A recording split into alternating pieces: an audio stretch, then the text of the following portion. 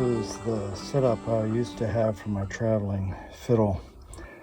It's a fiddler in Bethesda who made the plans for this, and I bought those plans from him and made this, maybe 10 years ago. So what it is you get a neck from an old violin. I got this from Lashoff's luthier in Gaithersburg, Maryland. Great place. I put a lag bolt in here, then following the guy in Bethesda's plans, I made this box with a wedge shape here and a little mortise to slip the neck in, glued a washer there, had a place for the bridge to go, had a place for the tailpiece to insert there to put the hardware on, and then this piece went in the bottom to be the shape of the lower bouts of the fiddle. They would slip on there, and then that would allow you to put a shoulder rest in here. So the problem I ran into, and this little shoulder here was when you're playing in the upper positions, worked very well in terms of giving your muscle memory a chance to grab onto something.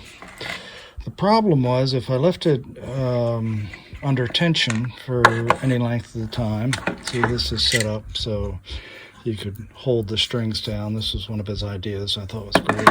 If you left it under tension, this would start to warp and the strings no longer be in good alignment with the fingerboard. I tried putting this piece in here. It was also very quiet. So this was a great setup. I used it for a lot of years. I could just pack it up, throw it in my suitcase. And this here, this is a key part of it. In order to make the bow packable, this is an old Glazer bow and carbon fiber, and it's hollow.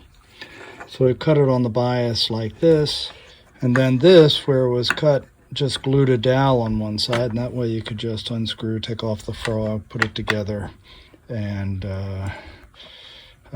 play, and it played very well. What I did is I bought, this cost me $28 on eBay for the whole kit, bow, neck. Of course, everything was attached, and there's another video here that I'll put up which shows me detaching this neck from this very light basswood violin. Fortunately, it was constructed like a regular violin, so I was able to take the neck off. I drilled a hole down through here, and then I found a 1/4-inch bolt, and it took quite a while, but I was able to put something through here, put the bolt and washer up through there, and eventually pull it out through there. And so you can see I have a washer and a nut that just is fixed here very solidly. And then under here, I cut a place for the nut to fit in. I just slip this over here,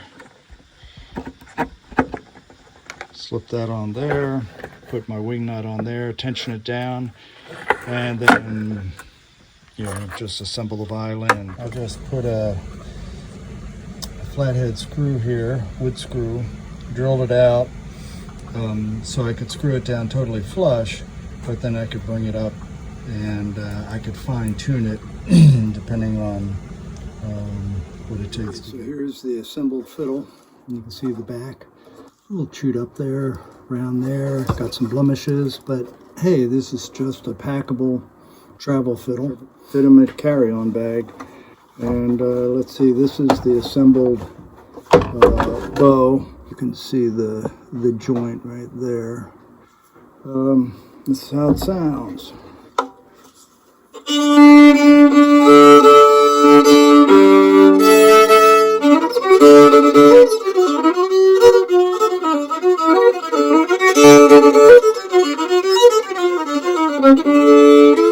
So for 28 bucks delivered, I got the body, paid 75 bucks for the neck about 10 years ago. Another 25 for the hollow carbon fiber bow, and a little bit of shop time.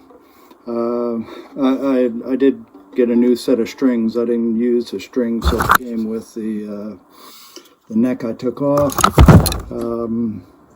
Anyway, I'm pretty happy with my packable fiddle.